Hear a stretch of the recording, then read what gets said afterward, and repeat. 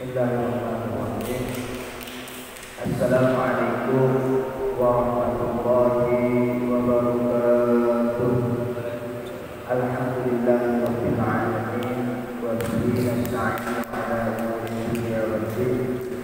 Wassalatu wassalamu ala asyrafil anbiya'i wal mursalin sayyidina wa maulana Muhammadin wa ala alihi wa sahbihi ajma'in. Subhanaka la ilma lana illa ma 'allamtana innaka antal 'alimul hakim. Rabbi shrah li sadri wa yassir li amri wa hlul 'uqdatam min lisani yafqahu qawli bi jannati wa ala.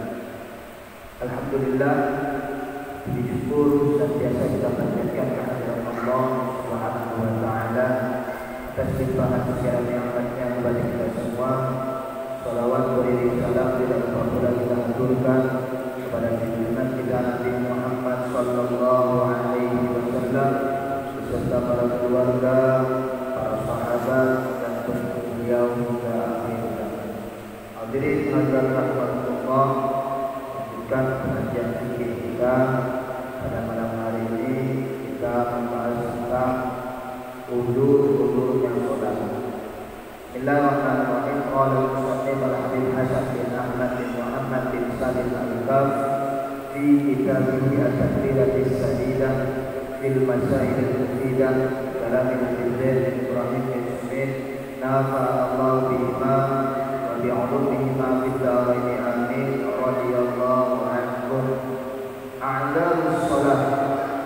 Pada malam hari ini kita membahas tentang ulur seseorang ketika meninggalkan sholat.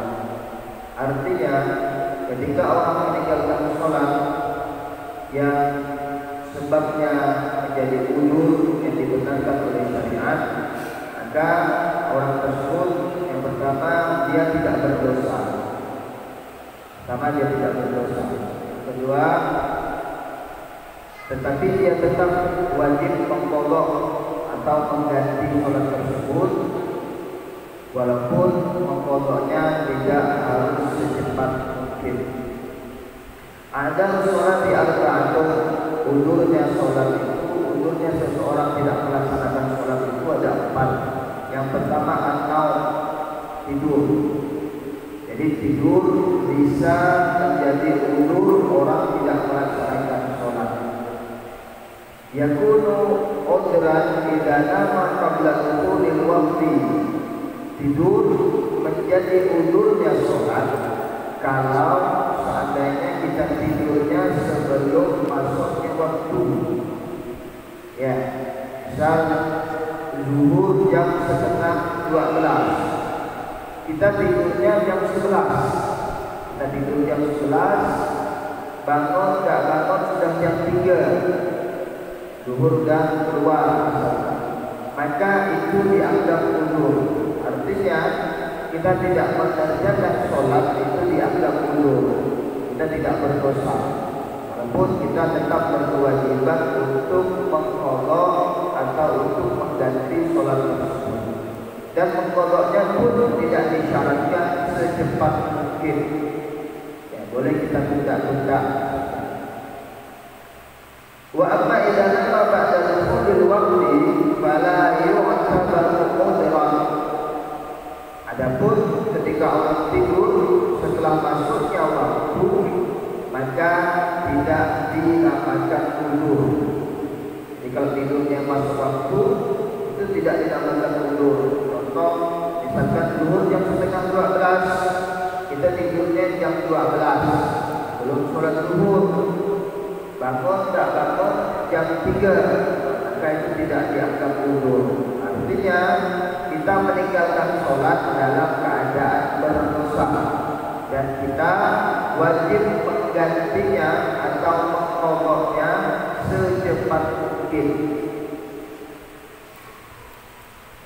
Maka wa amma idza nama ba'da dukhulil waqti fala yu'tabaru udran illa idza kana min 'adatihi. Kalau seandainya seseorang tidur setelah masuknya waktu, maka tidak dinamakan ulur kecuali memang daripada kebiasaannya, kalau dia tidur jam segitu dan dia akan terbangun sebelum keluarnya waktu. Misal zuhur jam setengah 12, tapi kebiasaan dia setiap jam 12 dia tidur sebelum mengerjakan zuhur. Akan tetapi walaupun jam 12 dia tidur, jam 1 pasti bangun. Setiap hari seperti itu misalkan. Jadi sudah menjadi kebiasaannya. Kalau dia tidur jam 12, jam 1 bangun. Tapi pada waktu itu mungkin karena kecapean atau karena ada hal-hal yang lain, sehingga dia tidak terbangun pada jam 1. Bangun tak bangun setelah keluarnya waktu zuhur. Itu juga dianggap uzur. Jadi kalau seseorang tidur setelah masuk waktu, dianggap uzur kalau kebiasaannya dia akan bangun sebelum keluarnya waktu. Dan juga orang tidur setelah masuknya waktu dianggap uzur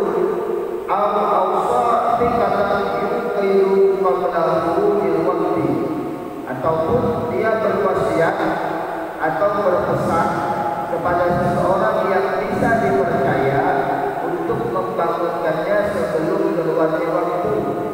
Dan itu juga dianggap uzur. Misalkan kita berpesan kepada istri kita, misalkan kita bangunkan jam 1, kita tidurnya jam setengah 12 atau setelah masuknya zuhur misalkan. Kita bangunkan jam 1, ternyata orang yang kita pesankan lupa bangunkan kita. Itu pun dianggap uzur kalau kita bangunnya setelah keluarnya waktu. Wa isatu iman manama qabla zuhuril waqti.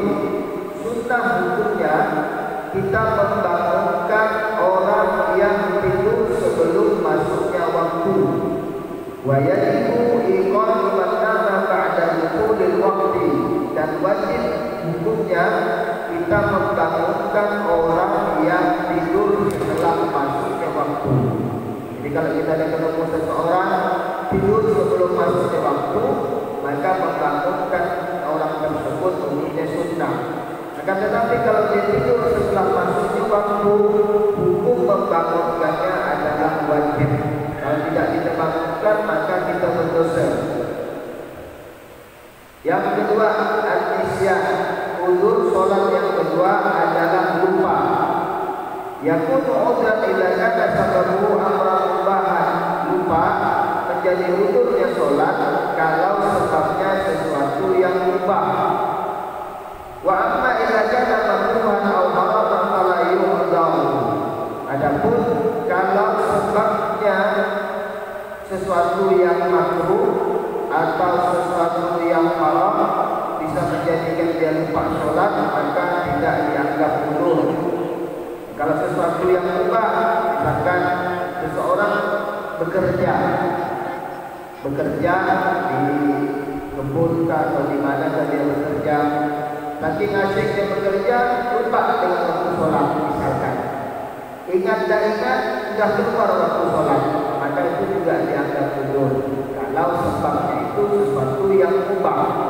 Tapi kalau sesuatu yang makruh, apalagi sesuatu yang haram, maka dia tidak dianggap uzur. Ya, sesuatu yang makruh misalkan apa? Ada ulama yang berpendapat bahwasanya main kartu atau main catur itu hukumnya makruh. Ya. Bahkan ada yang berpendapat haram karena bisa melalaikan kita dari Allah Subhanahu wa taala. Bila kita ambil hukumnya makruh, ya, maka ketika orang asing-asing main kartu sampai lupa sholat, maka tidak menjadi uzurnya sholat. Yang ketiga, uzur sholat yang ketiga adalah menjamak sholat. Ya, kita tidak mengerjakan sholat karena menjamak itu juga dianggap uzur. Contoh misalkan kita menjamak sholat maghrib dengan sholat isya. Maghrib ini kita tidak sholat, tapi nanti sholatnya di waktu isya, jamak takhir. Maka itu kita tidak sholat di waktu maghrib dianggap uzur. Ya, karena kita sedang menjamak, kita akan menjamak takhir. Dan yang keempat, uzur sholat yang keempat al-ikrah, karena dipaksa atau karena diancam. Ya, misalkan kalau seandainya seseorang diancam atau dipaksa, diancam kalau kau sholat maka akan dibunuh misalkan. Ya, maka ketika dia tidak sholat karena ancaman tersebut, maka itu juga dianggap mundur. Akan tetapi ada syaratnya juga, ada 4 syaratnya. Yang pertama, qudratul mukrihi ala ta'qiqi ma haddada bihi bi wilayatin aw tamallin. Ya. Orang yang mengancam memang kita lihat dia mempunyai potensi. Ya, dia mempunyai potensi untuk mengancam kita atau mempunyai potensi untuk mencelakai kita. Kemudian adil mutrahi anda bima ukrihabihi biharbin awis dimaka. Orang yang diancam tidak mampu untuk melawan. Ya, orang yang diancam tidak mampu untuk melawan. Yang ketiga, zatul mukrahi annahu anitana fa'ala tukrihu ma khawwafa bihi. Yang ketiga, kita mengira kalau seandainya tidak kita laksanakan apa yang diancamnya, maka dia akan mencelakai kita. Maka itu harus maka kita boleh tidak sholat karena ancaman tersebut. Yang keempat, alla yakuna hunaka qarinatul ikhtiyar, tidak ada jalan untuk ikhtiyar, tidak ada jalan keluar lainnya, tidak ada pilihan lainnya. Maka itu juga menjadi undurnya sholat. Mungkin sampai di sini ada yang perlu ditanyakan atau ada yang kurang jelas, silakan.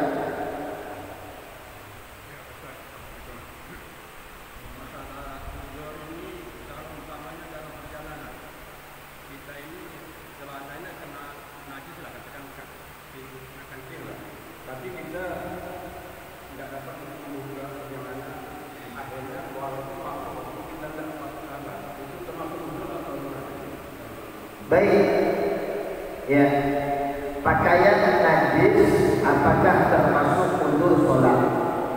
Ya, kalau kita dalam perjalanan yang jauh, ketika pakaian kita najis, maka kita boleh menjamak sholat. Ya, kalau misalnya kita belum bisa mengerjakan di waktu itu, maka kita boleh menjamak di pasir, sholatnya boleh.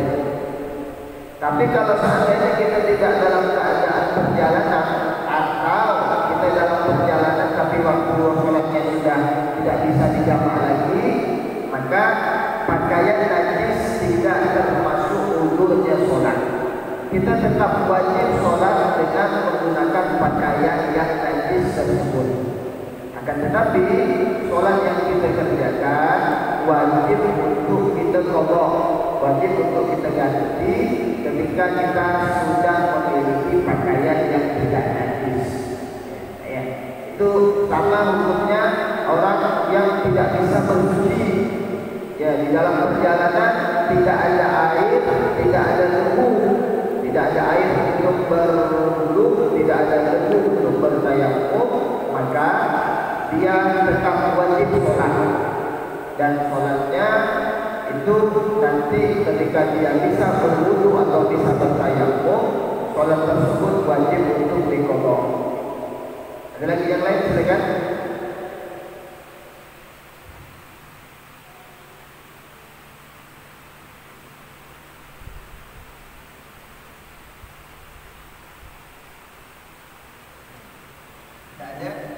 Tidak ada, kita lanjutkan.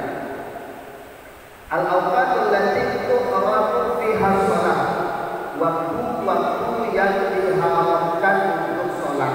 Ini mohon diperhatikan karena juga sering orang bertanya ada waktu-waktu yang diharamkan untuk sholat.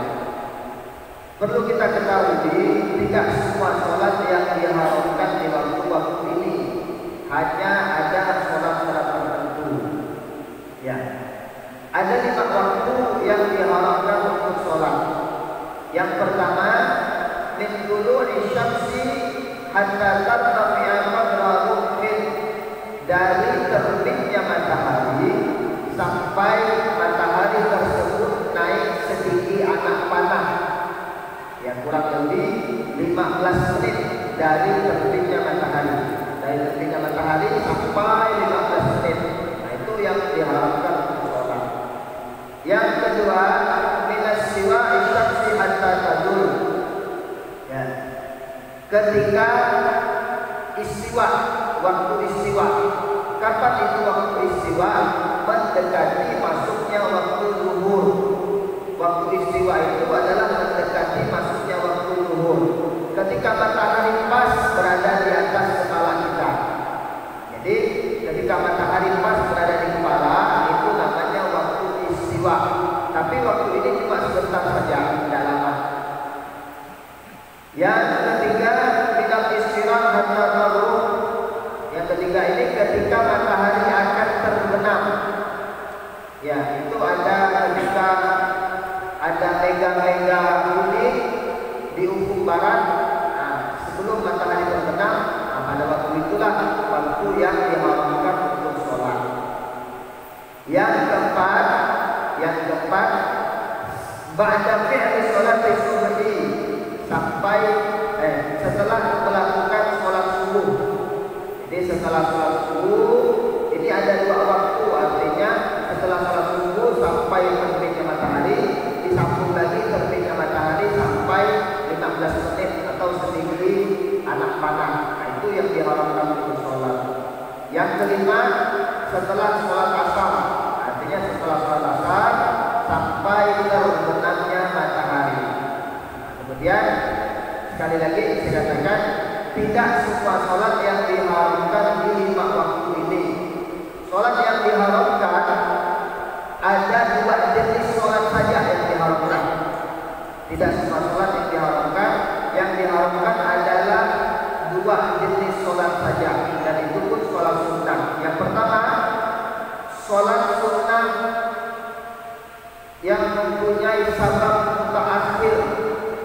Ya, sholat sunnah yang mempunyai sabab mutaakhir, artinya kita sholat sunnah dulu baru sebabnya belakangan. Seperti apa? Seperti sholat sunnah safar, sholat sunnah sebelum bepergian. Kita sholat sunnah dulu baru sebabnya, yaitu kita bepergian.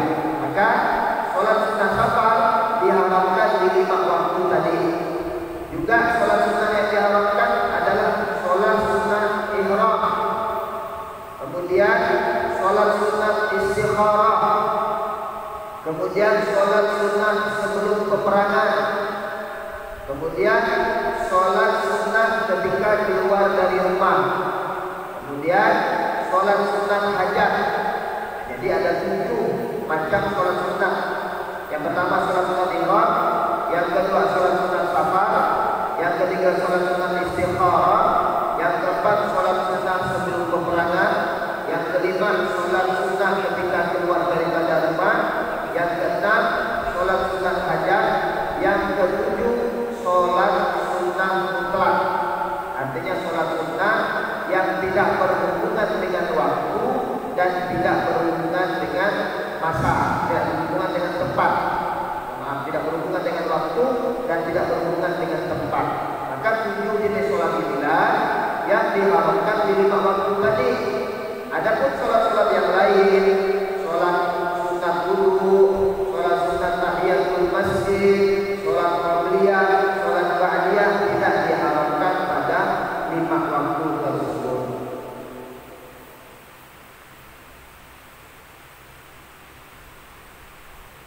Ya. Kemudian ada pengecualian. Ada pengecualian yang tidak haram. Yang pertama pengecualian tempat, yang kedua pengecualian waktu. Adapun pengecualian tempat adalah haram Makkah. Ya, ketika kita berada di kota Makkah, maka 5 waktu ini tidak diharamkan untuk sholat. Ketika kita berada di haram Makkah, maka 5 waktu ini tidak diharamkan untuk sholat. Yang kedua, ketika di hari Jumat, nah, di hari Jumat juga tidak diharamkan untuk sholat di waktu istiwa. Waktu istiwa atau sebelum masuknya waktu Jumat. Wala yu'amu qada sholat fi hadil awqatil khamsah, dan juga tidak diharamkan mengqadha sholat wajib pada sababil mutaqaddim. Begitu juga sholat sunnah yang sebabnya dahuluan, seperti sholat sunnah wudu, tahiyatul masjid, atau sebab yang muqarrin itu berbarengan, atau seperti sholat sunnah gerhana matahari, sholat sunnah gerhana bulan, itu tidak diharamkan. Kemudian ada lagi sholat yang diharamkan di satu waktu. Kapan itu? Ketika khatib sedang berkhutbah. Ketika khatib sedang berkhutbah, semua sholat diharamkan kecuali tahiyatul masjid. Jadi ketika khatib sedang berkhutbah, semua sholat diharamkan. Qobliyah Jumat haram, sholat-sholat yang lain haram, mengqadha sholat wajib pun haram di waktu itu. Yang diperbolehkan hanyalah sholat tahiyatul masjid ketika khatib sedang berkhutbah di hari Jumat. Ya. Dan sholat tahiyatul masjid itu pun disyaratkan agar tidak terlalu lama atau tidak memperpanjang atau tidak terlalu lama dalam melaksanakan sholat tahiyatul masjid tersebut. Mungkin sampai di sini ada yang mau ditanyakan, silakan. Salam. Waktu banyak praktik, sebetulnya kemarin yang kami tanya jam 6 ya, pagi sebelum pagi jam 6 itu betul mataharinya belum timbul. Sekarang kalau jam 6 itu sudah tinggi matahari, jadi sebenarnya waktunya mana sebenarnya pagi? Baik. Ya. Sholat isyraq itu ada perbedaan pendapat ulama. Bukan sholat isyraq, yang sholat duha, maaf. Sholat isyraq itu waktunya ketika terbit matahari. Kalau sekarang ini waktu sholat isyraq itu jam 5.21 menit. Jam 5.20 menit itu terakhir waktu subuh. Berarti jam 5:21 menit itu sudah masuk waktu sholat isyraq, terbitnya matahari. Ya, sebelum setengah 6. Berarti setengah 6 kurang 10 menit. Kalau di waktu jadwal sholat biasanya ada terbit matahari, ya itulah dia. Ketika ada jadwal terbitnya matahari, itulah maksudnya waktu sholat isyraq. Kalau kita misalkan tak bisa melihat matahari karena ada jadwal, kita lihat jadwal terbitnya matahari. Nah, kalau hari ini terbitnya matahari itu jam 5.20. Ya. Ada lagi mungkin yang lain silakan.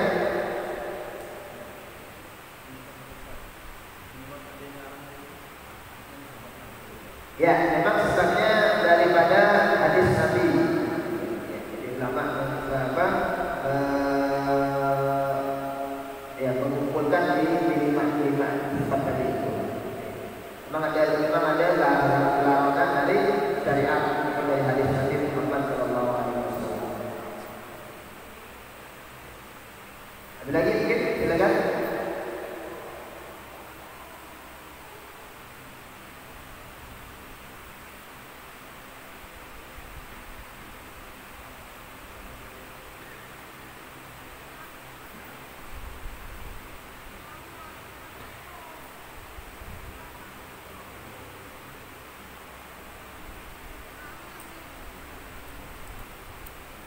Kalau tak ada kita lanjutkan.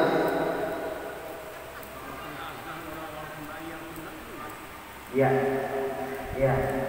Ketika orang azan, maka untuk sholat sunnahnya itu makruh. Ya, ketika azan, sholat itu hukumnya makruh. Karena ketika azan kita disunnahkan untuk menjawab azan, bukan untuk sholat. Tapi seandainya pun dia sholat, kita sah. Ya, jadi ketika seandainya seseorang sholat di waktu azan, maka sholatnya sah, nanti makruh. Ya. Ada lagi mungkin yang lain silakan. Jadi sholat sunnah ketika azan ini sama ketika kita membaca Al-Fatihah, imam membaca Al-Fatihah. Nah itu hukumnya sama makruh. Imam di depan baca Al-Fatihah, makmum di belakang baca Al-Fatihah juga, baca hukumnya makmum. Yang afdolnya kan selesaikan imam baca Al-Fatihah, baru makmum baca Al-Fatihah. Sama seperti itu. Ya, ketika orang azan, maka kita dengar dulu azan itu dan kita jawab azannya. Setelah selesai baru kita sholat sunnah. Kalau rakaat yang ketiga dan keempat itu kan bersamaan. Oh ya, ini khusus di sholat jahar. Sholat jahar itu adalah sholat yang disunnahkan untuk mengangkat suara. Tapi kalau sholat sunnah yang sir macamnya, atau sholat jahar di rakaat ketiga atau rakaat keempat. Ada lagi mungkin yang lain silakan.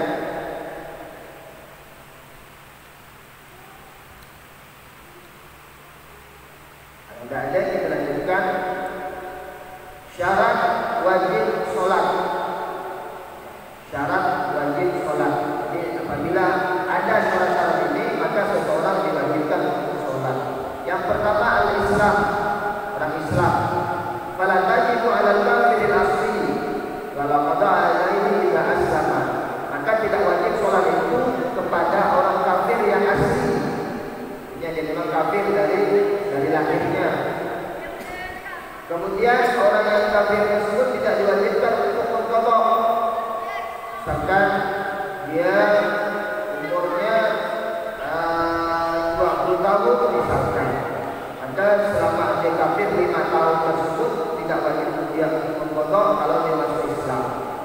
Wa amal murtad fayajib alaihi qada'u ma tarakahu asna'a riddatihi idza raja'a ila Islam. Adapun ketika orang murtad ada orang yang keluar dari Islam, ketika dia kembali lagi ke Islam, maka dia wajib mengqada semua kewajiban dia ketika dia murtad. Misal seseorang murtad selama 1 tahun, maka kewajiban yang dia tinggalkan selama 1 tahun tadi, ketika dia masuk Islam lagi, dia wajib untuk mengqadanya. Seperti sholat misalkan, atau puasa, atau kalau dia termasuk orang yang kaya, dia wajib mengeluarkan zakat, maka zakatnya pun wajib untuk diqada. Syarat wajib sholat yang kedua al-bulugh, baligh. Ya, baligh ini adalah sampainya waktu seseorang diwajibkan untuk mengerjakan kewajiban syariat. Adapun tanda-tanda baligh itu ada 3. Tanda baligh itu ada 3. Yang pertama, bulugh 15 sanatan dari wal unta. Sempurnanya 15 tahun bagi laki-laki dan perempuan. Maka ketika sudah 15 tahun bagi laki-laki, walaupun belum mimpi basah, dia sudah baligh. Begitu juga perempuan, ketika sudah 15 tahun walaupun belum datang haid, maka dia sudah dianggap baligh. Ya. Dan hitungan tahun ini adalah tahun Qamariyah. Ya, tahun Qamariyah atau tahun Hijriyah. Yang kedua al-ihtilam. Ya, ihtilam. Biasa kalau bahasa kita ini mimpi basah atau keluarnya sperma atau keluarnya mani. Fil dzakari wal unsa, bermimpi basah atau keluarnya mani, keluarnya sperma pada umur 9 tahun, baik pada laki-laki maupun perempuan. Ya, jadi perempuan juga bisa mimpi basah. Yang ketiga haid, ini khusus perempuan. Al-haidu fil unsa li tis'i sinin qamariyah taqlidiyah. Haid bagi perempuan pada umur 9 tahun taqlidiyah, 9 tahun hijriyah taqlidiyah. Taqlidiyah ini artinya ketika seseorang perempuan datang haid kurang dari 15 hari, maka masih dianggap haid. Tapi kalau lebih daripada 15 hari, maka dia belum dianggap haid. Contoh misalkan seseorang perempuan dia haid pada umur sedang haid. Ya. Tapi kalau darah tersebut berlangsung selama 7 hari, maka yang 2 hari tadi tidak dianggap haid, 5 hari setelahnya baru dihitung haid. Seperti itu. Maka ini bagi orang tua yang mempunyai anak laki dan anak perempuan, khususnya kalau bisa tanggal lahir hijriahnya ini dicatat agar kita tahu nanti kapan anak tersebut balik. Yang ketiga, syarat wajib yang ketiga adalah al-aqlu, berakal. At-tamyiz, ini tamyiz, mayyiz. Fala tajibu 'alal majnun wa safi ghairil mayyiz. Maka tidak wajib sholat bagi orang yang gila. Ya, bagi orang yang gila dan bagi anak kecil. Ya. Wal mughma alaih, begitu juga tidak wajib sholat bagi orang yang pingsan. Wala qada alaihim, dan tidak wajib mereka untuk memotongnya. Ya, adanya orang pingsan seharian, maka sholat yang ditinggalkan selama sehari tidak wajib dipotong, karena orang pingsan itu dia tidak memiliki akal. Maka ketika orang tidak berakal, dia tidak wajib untuk sholat, sama dengan orang gila. Yang keempat, at-taharatu 'anil haid wal nifas, suci daripada haid dan nifas. Maka tidak wajib bagi orang yang sedang haid dan sedang nifas, dan tidak wajib untuk diqadha. Yang kelima bulughud dakwah, sampainya dakwah ajaran Islam. Maka apabila seseorang hidup di suatu tempat yang tidak pernah masuknya dakwah ajaran Islam, maka dia tidak wajib sholat. Tapi kalau zaman sekarang, insya Allah tidak ada lagi tempat yang tidak tersentuh dakwah ajaran Islam. Semua tempat ada, kecuali orang tinggal di suatu pulau, cuma dia sendiri, tidak ada pernah kemana-mana, tidak ada HP, tidak ada TV, tidak ada radio, mungkin. Tapi kalau sekarang insya Allah semua tempat sudah sampai ajaran dakwah Islam, maka kita wajib sholat. Yang keenam, salamatul hawas. Yang keenam, orang tidak terlahir dalam keadaan buta dan tuli. Ya, buta dan tuli. Ya, maka apabila seseorang dilahirkan dalam keadaan buta dan tuli, maka dia tidak wajib sholat. Ya, dia tidak wajib sholat. Dan seandainya sembuh tadi itu buta atau tulinya sembuh, maka dia juga tidak wajib mengqadha. Jadi harus dua-duanya, buta dan tuli, bukan buta atau tuli.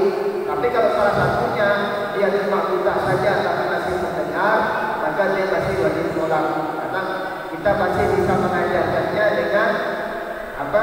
Dengan diajarkan dengan dibisikkan atau dengan suara. Begitu juga orang yang tuli tapi tidak buta, dia bisa diajarkan dengan apa? Gerakan. Mungkin sampai di sini ada yang mau ditanyakan, silakan.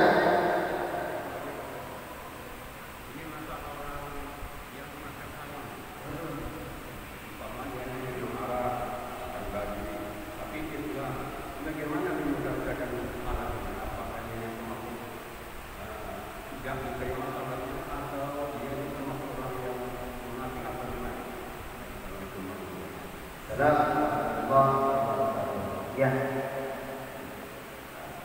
Ada hadis yang mengatakan apabila seseorang minum minuman keras atau minum khamar, maka sholatnya 40 hari tidak diterima. Ya. Tapi artinya ini kalau dia tetap berkewajiban mengerjakan sholat, walaupun sholatnya tidak mendapatkan ganjaran pahala. Dia tetap berwajib mengerjakan sholat. Bukan berarti kalau tidak diterima kau sholat sekali dapat 2 dosa. Ya, kalau tidak mengerjakan tetap dapat 2. Artinya ini bagi orang yang sudah terlanjur terjerumus di perbuatan tersebut, maka cepat-cepat bertaubat dan jangan mengulanginya lagi karena itu termasuk dosa besar. Kemudian bagi orang yang belum, maka jangan coba-coba karena ancamannya sangat besar sekali. Ada yang tidak lain silakan.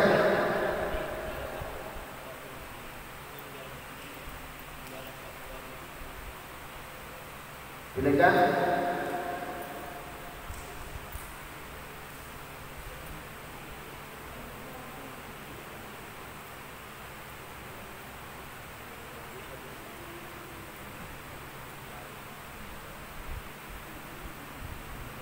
Ada yang mau ditanyakan, silakan ditanyakan. Apakah tentang pembahasan tadi atau ada tentang masalah yang lain, silakan.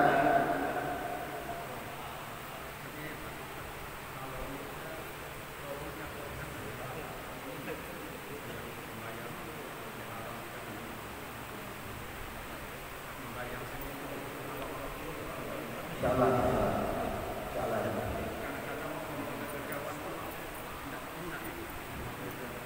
Ya, insyaallah. Ada lagi yang mungkin yang lain silakan.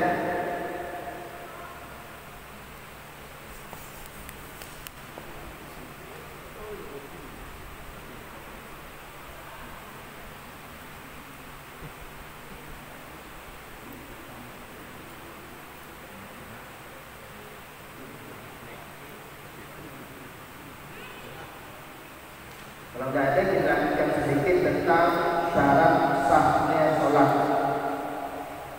Syarat sahnya sholat itu ada 7. Syarat sahnya sholat ada 7. Yang pertama, duhulul waqti, masuknya waktu. Ya. Duhulul waqti, masuknya waktu. Maka cara mengetahui masuknya waktu ini ada 6 cara. Yang pertama, imkanu ma'rifatul yaqin bil waqti kaunuhu bisyamsi. Kita mengetahui masuknya waktu dengan melihat matahari. Misal dengan terbenamnya matahari, maka masuklah waktu maghrib. Kemudian yang kedua,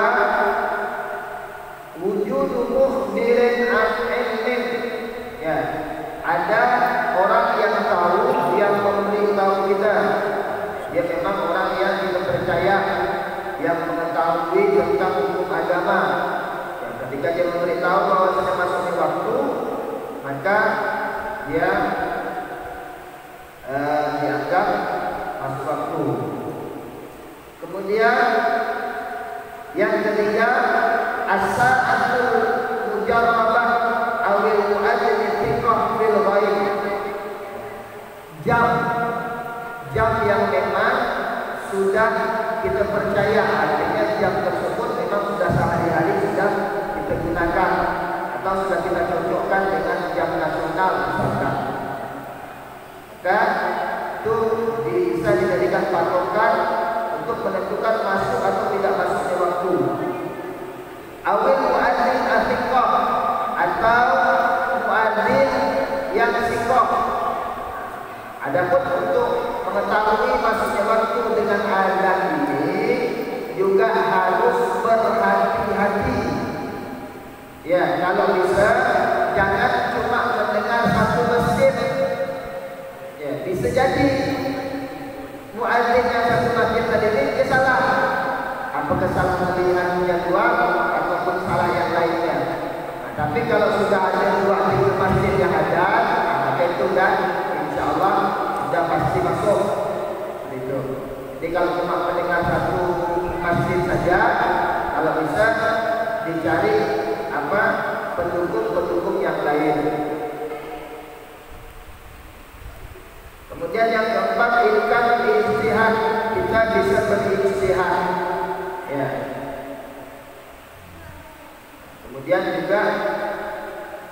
taklid. Taklid ini adalah dengan mengikuti orang lain yang memang kita percaya. Kan seseorang yang sholat, dia harus memastikan bahwasanya memang sudah masuk waktu. Maka tidak boleh orang sholat, ya, dia hanya tebak-tebak aja sholat, ya, dia tidak memastikan masuknya waktu dengan cara-cara tadi. Seandainya ada orang sholat, dia langsung sholat saja, tidak melihat waktu lagi, walaupun sholatnya tersebut masuk waktu, maka sholatnya tetap tidak sah. Ya, perhatikan, orang yang sholat tidak memastikan masuknya waktu, walaupun dia sholat sudah masuk waktu, maka sholatnya tidak sah. Ya, orang dia sholat tidak melihatnya lagi sholat zuhur, Allahu Akbar, sholat zuhur. Ternyata dia sholat zuhur baru melihat jam misalkan, jam 12 misalkan, sholatnya tidak sah karena dia tidak memastikan masuknya waktu zuhur. Ya, jadi kalau kita mau sholat, kita pastikan dulu masuk waktu, apakah dengan melihat matahari, atau dengan melihat jam, atau dengan melihat waktu sholat.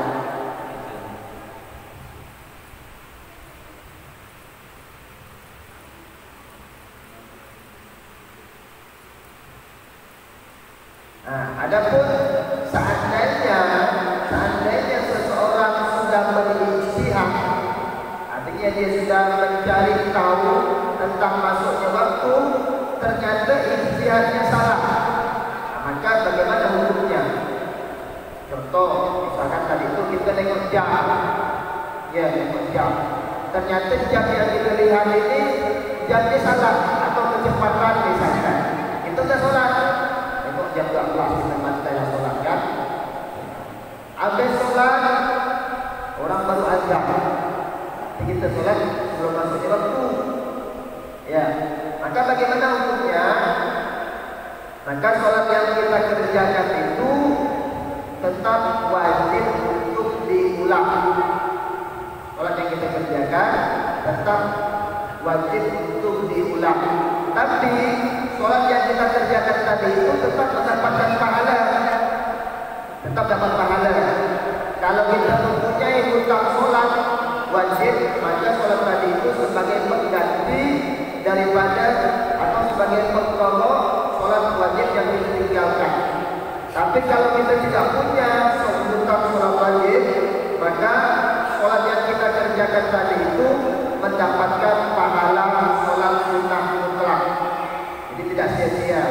Kecuali tadi kita sholat memang tanpa ijtihad, tanpa mencari tahu masuk atau tidak masuknya waktu. Mungkin sampai di sini, karena waktu isya juga sudah hampir masuk. InsyaAllah kita teruskan di pertemuan yang akan datang. Mudah-mudahan pengajian pada malam hari ini mendapatkan keberkahan dan mendapatkan keridhaan dari Allah Subhanahu wa taala. Kita tutup dengan doa kafaratul majlis. Subhanallahumma wa bihamdika